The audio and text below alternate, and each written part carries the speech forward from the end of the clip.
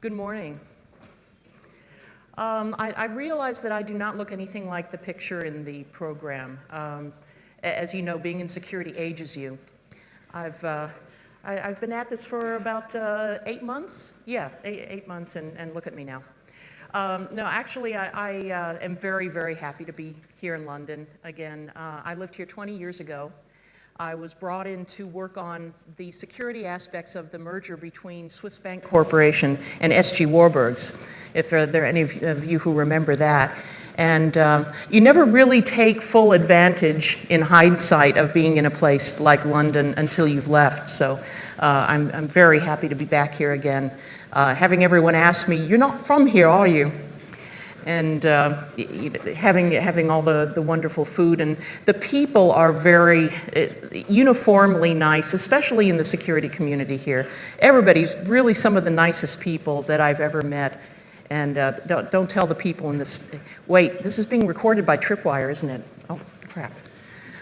Okay. So I'm going to talk about how Google turned me into my mother. I'm going to talk about a problem. How many of you are caring for older parents or relatives in the audience, or is everybody too young for that? Okay. You'll have to take my word for it then. People who have children, minor children that they're having to do things online for and everything. There's a large problem that I don't think is being adequately addressed yet. And it has to do with proxying and delegation. And a lot of you who have worked in identity and access management know that this is a pretty common issue, but the thing is it's different for the enterprise. And I think this is going to have larger societal implications as we go along. So sort of a definition of proxying, as you know, generally a proxy will say, treat me as if I were the thing that you were talking to, and I will do all the conversation on their behalf, and I will pass it back to them, and so on. It has legal implications, which we'll talk about. Any of you who have had to do a healthcare proxy for somebody else, I don't know what the legal ramifications are here in the UK, but in the United States, again, under certain circumstances, if someone's in the hospital and can't speak for themselves, you would help make the decisions for them.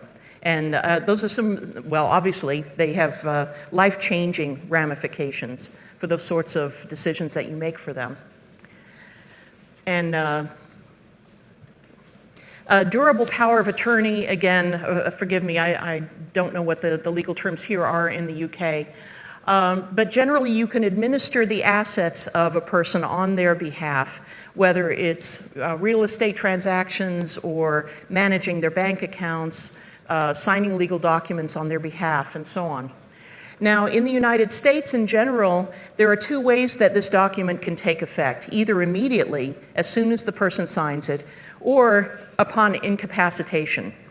Now, the legal definition of incapacitation is very difficult to establish.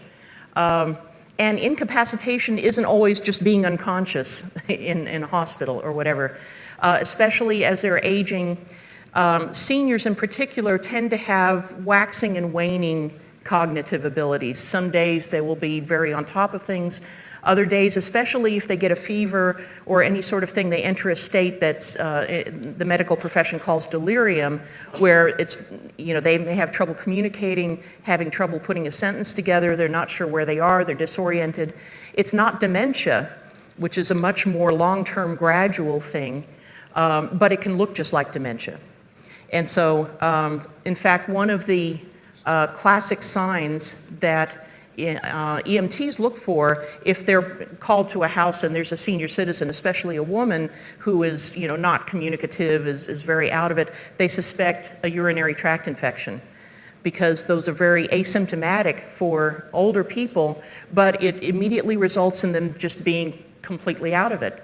My mother, for example, when she had one, drove home, pulled her car into the garage, and immediately fell asleep at the wheel. So that sort of thing. So there are some very difficult problems with getting someone declared incapacitated for this reason. If you try to go to an elderly relative and say, I want to take over everything for you because you can't do it anymore, you're going to have words with that person. It's a very long, difficult psychological struggle for them to start losing the agency in their life and the ability to do things. And many of them will not accept it or acknowledge it, all the way to the end. So it's a very difficult conversation to have. And sort of talking between proxy and delegation, it's the difference between root and sudo, but the problem is that in real life, none of this is logged.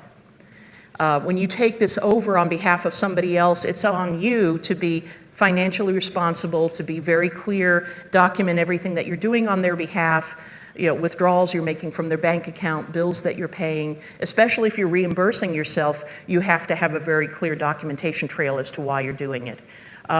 There are a lot of problems, especially with seniors being taken advantage of by their relatives.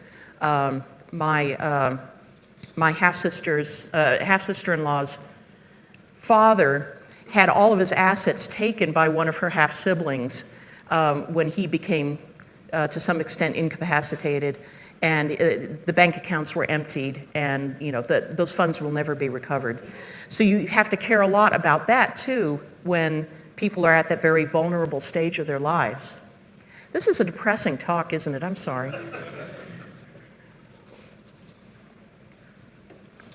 So I've talked about this before in the past, that role-based access control doesn't deal with this or with anything else well, really. No, RBAC has its time and place, but generally they're dealing with bundles of entitlements. And if you are delegating access to somebody else, it's usually for a very specific reason. It might be time limited. You don't want them to have all the same bundle of entitlements that come with your role. But if it's too confusing to sort out, if your system is not granular enough to give just those accesses that you want them to have, you end up just giving them the whole bundle, because you can't be bothered. And again, I'm out for the next week. Dan Raywood is going to take my place, but I don't want him getting into the silver. I want him to be able to do some other things on my behalf, and RBAC doesn't deal with that too well. So the old style RBAC is that you have a group of entitlements and they map to your position in the organization. So if you are a research director, here is the role that you are given, and it comes with a static bundle of entitlements, and this is what you should be doing. You add more roles, and administrators get all the roles because it's easier that way, and that's it. That's the way it works. Now, first of all, even in an enterprise, this assumes that you're either a customer or you're an employee. And as you know, there are many, many different roles in there. For example, QA testers. QA testers have to have all the roles when they're testing something in an application. An administrator of an application should not be an administrator of the operating system, just of the application.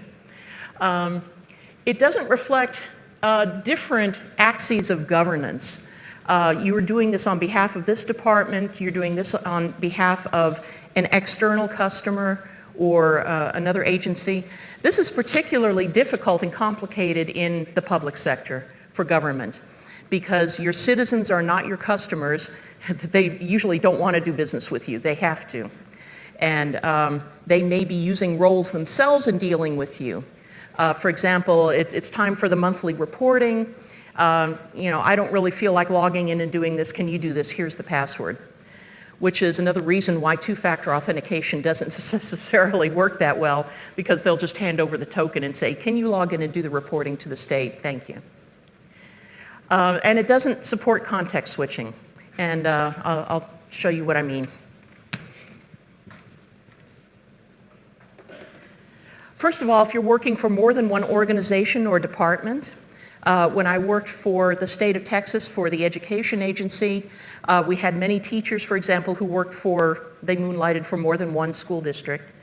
There might be legal requirements for separation of duties, so you cannot give out a union set of entitlements.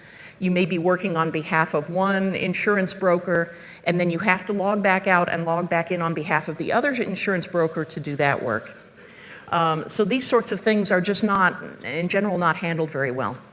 I had to replace a 10-year-old custom single sign-on system that fronted for about 60 applications that were used by a statewide external base of about 50,000 users in higher education, school districts, campuses, nonprofits, any agency that had to do something with education.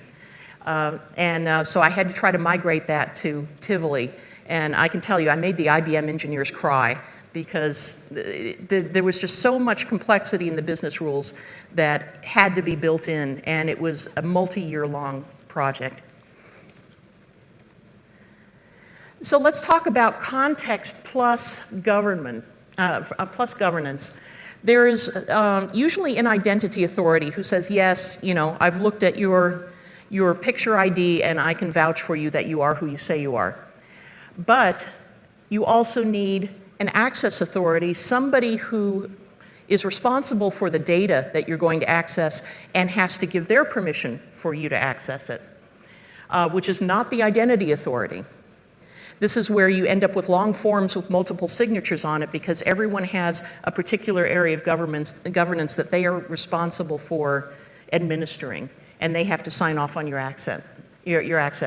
So they have to say both who you are and why you need access to this. So again, at the state, you might have a superintendent who says, yes, this staff member at the district works for me. They are in a role of reporting on the free lunch program for poor students. Therefore, they should have access to this system only. And then all that ends up in a bundle of what your entitlements would be. So again, somebody validates you as an individual. Somebody says, here is who you are in the context of whatever it is you're doing. I don't know what this gentleman here is. He's kind of dodgy, but he's waving an ID card, so he must be all right. Or you're a medical professional. In the Internet of Cows, somebody will validate that you are a cow. So it's not just about who you are, it's about what you can do. So you will have a function to do, you will have a scope within which you will do it on behalf of an organization, or only until midnight, or only on these days, or only with these systems, and all that will turn into your authorization. So it's very much like a game of Clue. It will be Professor Plum in the kitchen with a lead pipe, or maybe with a candlestick, or in the library. And this is more what enterprise roles and entitlements look like. And in fact, it can get even more, it can get more complicated because you're really adding different sort of functions. You're either killing or you're being killed in the kitchen with a lead pipe, or whatever. So that it's that combination, especially in a dynamic environment, that is going to make identity and access management very complex. So here we go, things, all the combinations that are possible out here, this is what people have to deal with in real life. I don't have to tell you this. With an O-Day. In the library. In the shared library. Again, this is really how it should be working, and it should be working this way in the, I want to say consumer world, but it's like in the real world, the non-enterprise world. Somebody vouches for you, and if you own the data, you approve the access to it by this organization and by those authorized individuals.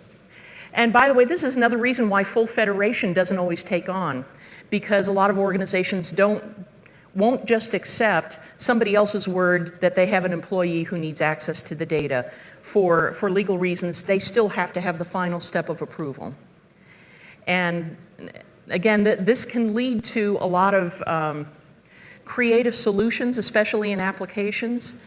I once found out that because my organization required so many signatures for legal reasons on forms for every access that somebody had externally, and these things had to be processed on paper, and it was very slow. I found that developers were just creating these nice little backdoor URLs that they were handing out to users to say, just click on here and you'll go straight into the application and see what you want to see. And so that happens a lot.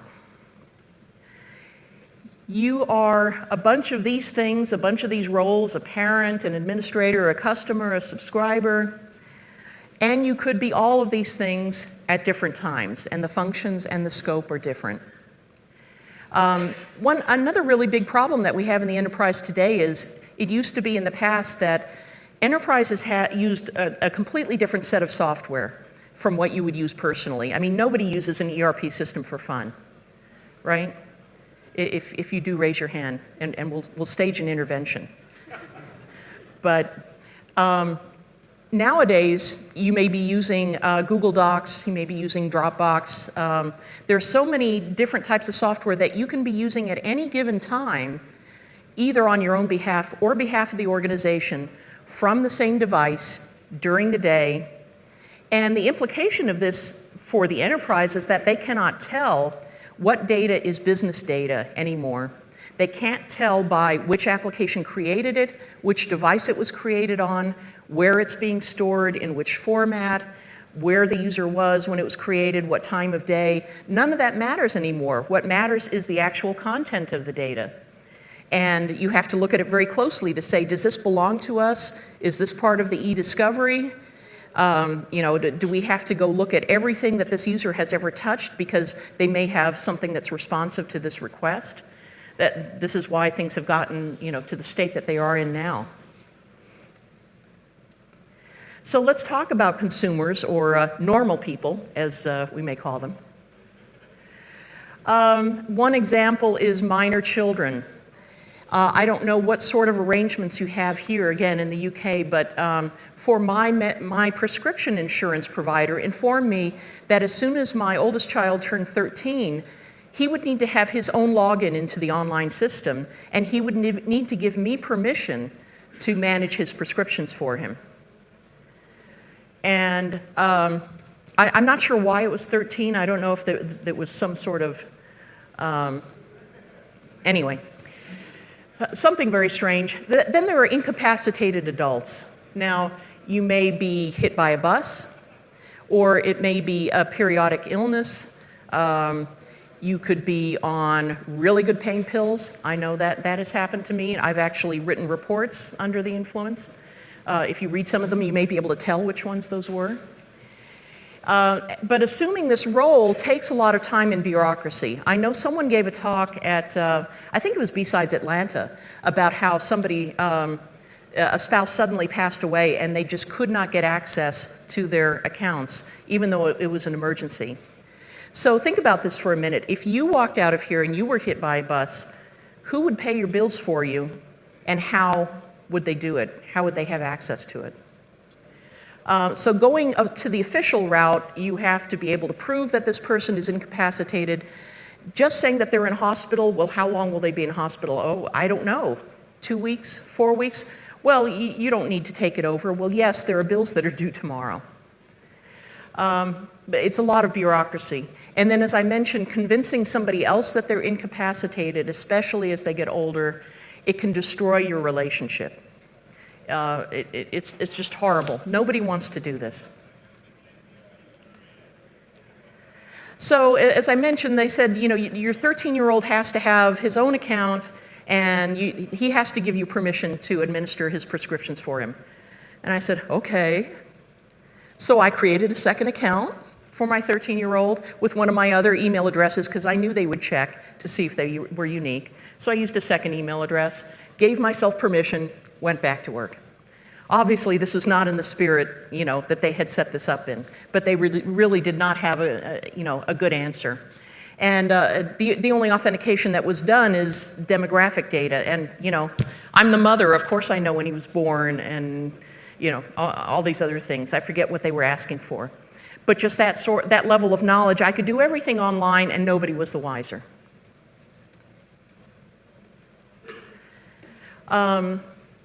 Another example was when I had to take over one of my parents' accounts, and I could set up or another medical online thing, and I could set it up online, and nobody was the wiser. I set it up as my mother, and they said, if you want to revoke this, you have to do it in writing. I'm like, what? Who thought of that business rule? Who actually walked through this and figured out that this, made any sort of sense? So the authentication mechanisms for online registration and delegation and so on, first of all, you need to know what the name of your father's first pet was, which you may want to go home and ask if you don't know. You have to be able to navigate online, which again is not necessarily a given. There are still many non-technical people out there.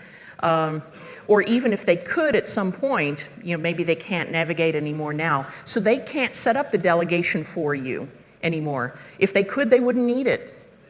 This is something that people are not talking about. They assume that you have standard IDs.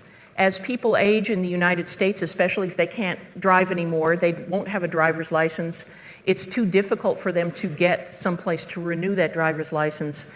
Sometimes they give you a state ID card instead so that you can go vote. But again, going through that, if you're mentally not, really competent enough, it seems like an insurmountable challenge to find out what you need to do, what you need to sign, who you need to go see.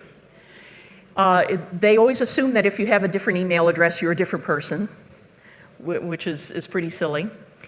They assume that a phone number, especially for two-factor authentication, belongs only to one person, which again, if you have children who want to borrow your devices all the time, that's not the case. And there's no cleverness in the security challenge questions. They assume that you are not trying to be tricky, British Airways is ridiculous as the answer to, what's your pet's name? They're assuming that when you are setting up those challenge questions, you're not trying to be very, very clever. The problem is if somebody else is trying to be clever and you have to figure out the way in which they were clever because you're trying to reconstruct their account later, you're going to be in trouble. So this is another thing that really bugs me about security challenge questions. There are many, many systems out there where they make you change your password regularly because of regulations, but they don't make you change the answers to your security questions. So as a result, there are some systems where I don't bother remembering my password. I just reset it because I will always answer the same security challenge questions. And if I only have to do this once a quarter, that's what I'm going to do. So you will always fall back to the one factor that you can rely on, that is static, that you can easily remember. This is another gap that we are not dealing with too well. So this is my dad. This was his first email address. You can see this is an old UCP format. He was the one who was responsible for getting me into this whole computery thing. At the age of 12, I made a mistake of telling him that I was bored. Never do that. Never tell your parents that you're bored. He threw a basic manual at me and said, go make the bell ring on the teletype over there. Anybody know what a teletype is? It's like, yes. Okay, I'm not alone. So he did that. He wrote one of the first Fortran compilers. So he started very, very early in this business. Nobody can say he wasn't technical. He was a nuclear physicist without a license. He was an astronomer. He did a lot of hacking on his own. In fact, he wrote a story about the elegance of programming back in the days when you had to fit it into very, very tiny spaces. And so you may want to read the story of Mel. It's also in the back of the Hacker's Dictionary out there. So he was the one who really got me started on this, but the problem is, as time went on, he was a total command line guy. He hated Windows with a purple passion. He would not use it at all. He only agreed to use Linux because he could go back to the command line.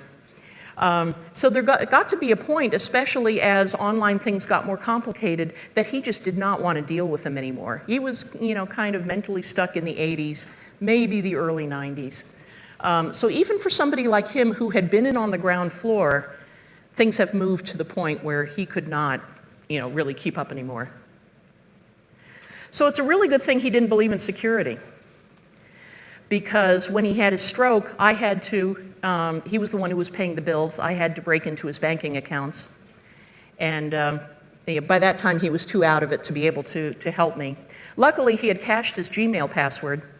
And if you know that if you want to break into any account, all you have to do is get into their email, and then you can reset everything from there. So that's what I did. And there's another thing. We have a lot of stock photos, really horrible ones, of evil hackers that are male. Why don't we have any good ones that are female? This is the only one I could come up with. That and Mrs. Roberts. I guess probably I'm closer to Mrs. Roberts now.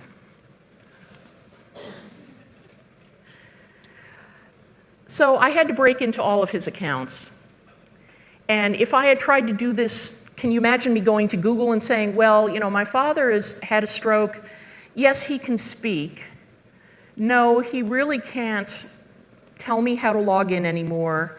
He certainly can't go to his bank and explain everything to them. He can't walk. And in fact, he sleeps a lot of the day. And trying to go to the bank and saying, I really need to take over his accounts for him. It was easier just to do this all online and just not tell anybody. Now, this is a problem if you have to take over somebody's accounts and work on their behalf. So do you, for example, go to the bank and do you log into their bank account, or do you try to convince them to set up a delegation account with your own login and just delegate all the functions to them? Do you change their passwords to something you can remember so that as a result, they don't know what it is and they can't get in? Or do you try to remember their passwords? Yeah, I know there are things like LastPass and 1Password and that sort of thing, but when it's an emergency and you're trying to figure out what you should do, these are questions you ask yourselves. Do you reset the challenge questions? Is it, what was the name of his first pet, or what was the name of my first pet? Wait a minute, which one did I set? And again, you're in a crisis, you're very distressed because your parent is very ill, you're trying to make these decisions. Do you use your phone and email for two-factor auth? If they didn't have it set up, it's pretty easy, but if they had been using it, do you want to make them feel better and feel like they're still in control by letting them keep the email and phone and so on? If they ask for a phone number, you have to try to figure out what that institution is going to use it for. If they're going to call my mother and say, you've got a problem with your bank balance, you may want to leave it with them. If it is for password resets and you live 5 miles away or 1,000 miles away and you're trying to do this for them, then maybe it should be your phone number. Sometimes they won't let you set 2. So there are these sort of logistical things that have to get sorted. Now, the arguments for using their accounts and just logging in as them is that a lot of institutions still aren't ready to deal with this. Doing it in a formal way requires their cooperation. It requires that they are emotionally ready to say, yeah, okay, I'll give you the passwords, I'll let you do this, even assuming they can remember where they have accounts, because a lot of people don't. Again, it requires mental capacity, mobility. It requires a lot of paperwork for every account. Most of this has to be done out of band. Notaries public, and it requires a lot of time. Now, another advantage for doing it is that you have an ostensible separation of duties in some cases. Now, against using their accounts, if they catch you, they may block you. I was administering my mother's accounts, and I actually had a login of my own, but there was one bank account that for some reason the bank would not let me see in my own account. So I just used my mother's account. And depending on where I was at any point in the day, some caregiver needed a check, and I didn't have my mother's set of checks because I didn't want to take them from her house, because then she would get upset and want to know where they were. So I would write a check, and then I would transfer the money from her account to mine. And I guess the first or second time I did that from my mother's account, they said, oh, fraud, and they blocked it. And I called them, and they said, well, your mother has to go into a bank branch and show ID and explain to them that, no, it really was okay. And again, my mother's very, very limited mobility. This would be taking, the better part of a day to get her into a bank branch. She would be exhausted afterwards. That, this is not going to work. So I just went, okay, and I logged into my account. and finish the transactions. So again, this is not a great solution. And again, especially if they're sort of wavering, if your parents are wavering, there's maybe some days where they're perfectly fine with you helping out and other days when they're not. And all of a sudden they will say, what are you doing? You're messing around, with my things. And they're right. They're absolutely right. So now we're getting to the good part of the story. This is how Google turned me into my mother. So I have 4 Gmail accounts on my laptop. I have a work one, I have my personal Gmail, and now I have my father's and my mother's.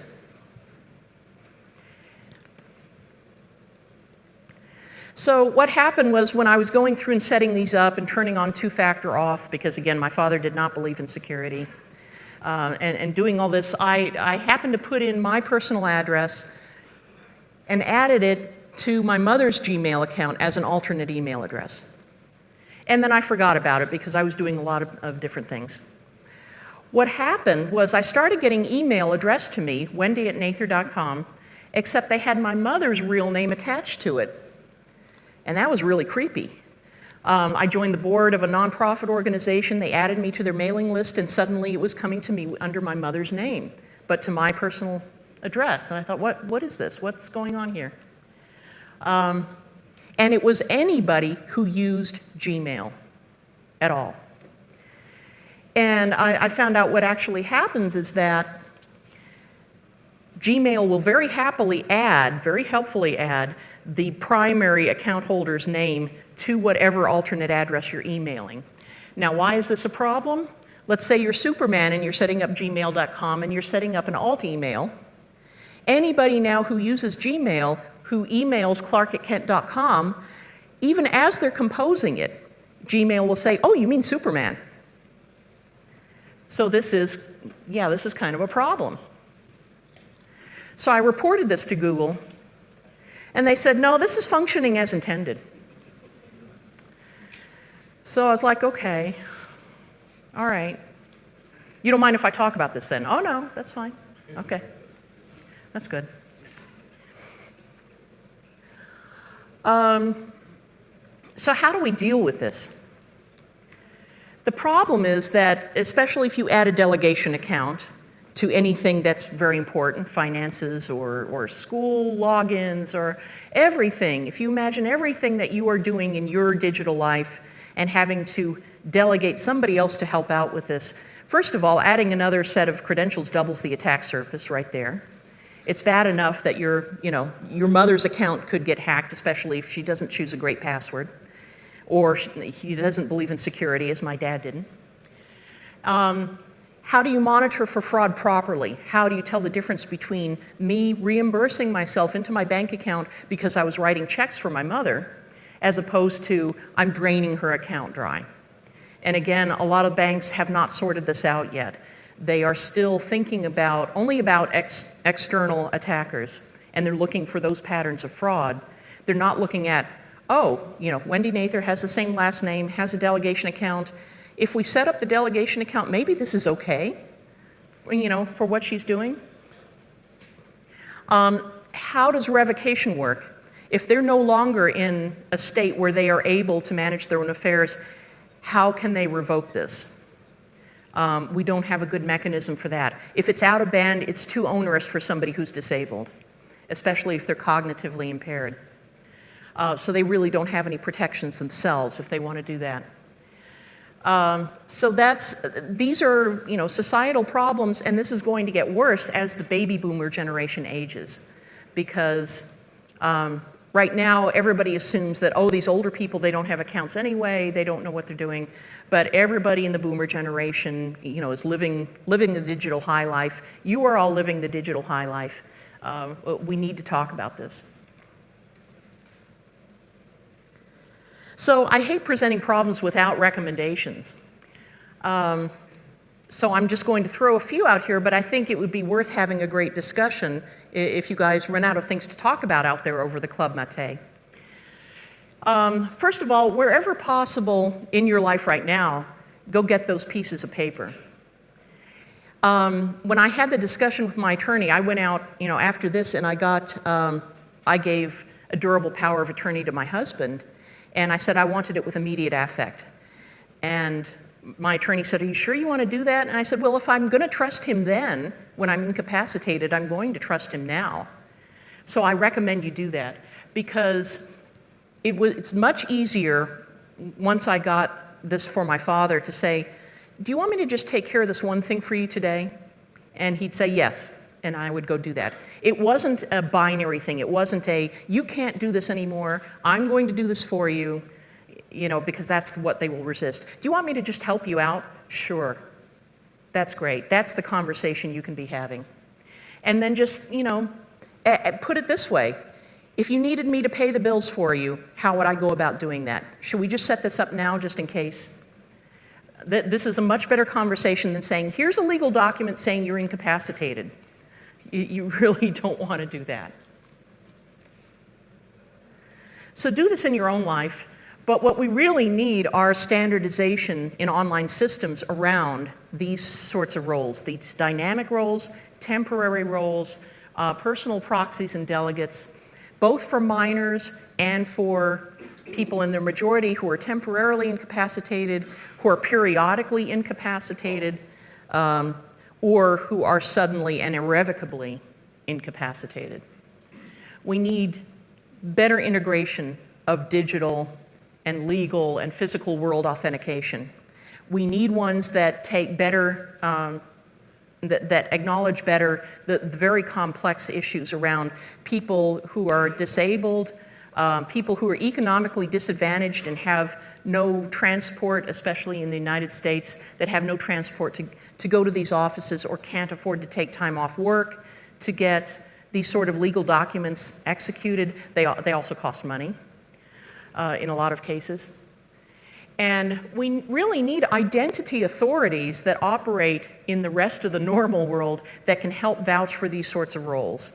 The same sort of thing that you would have inside of an enterprise, except it has to be something that says, "Yeah, I know Bob, I know where he lives, I know that he has these roles in the community, and I know that this is his son. His son, has the authority to do these things on behalf of his father. The son also has 2 minor children and has the right to do these things online on their account," but it needs to be better coordinated. And then, in general, we need better adaptation for all sorts of disabilities, not just visual impairment, for example, but cognitive disabilities. And we really need to find a way to solve this in the digital world, because otherwise you're disenfranchising people for no reason other than, they have a high fever, or, they've been used to running their lives, but now suddenly they can't.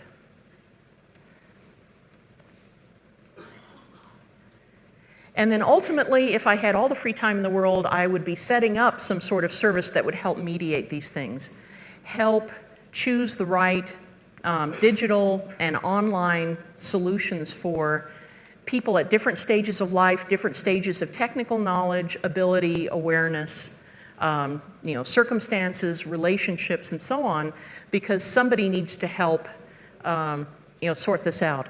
At assisted living centers now, sometimes they will have a consultant who comes in and shows these older folks how to use a computer, which is very nice, but again, it doesn't deal with a lot of the complicated logistical things in their life, especially financial and legal transactions. Whenever I would have to check my parents into a rehab center, for example, if they had a fall, there would be a stack of papers this high to admit them, and I would end up signing them all because, again, whichever parent it was in no shape to sit there in a chair and sign. So I would, sign these things over and over and over and over again, and it was the same if they had a fall every month, or every 3 months, you'd be going through that again. At the hospital, in the emergency room, for the insurance, all these sorts of things. Being able to streamline this and put this in a way online that can be much more easily executed over and over and over and over again is something that we desperately need. If I had all the time in the world, I would set that up. Maybe somebody else would be inspired to do that. but I can tell you that having this sort of digital concierge would be a really great thing. So that's my speech. And I'd like to know if anybody has any comments that they'd like to share with me.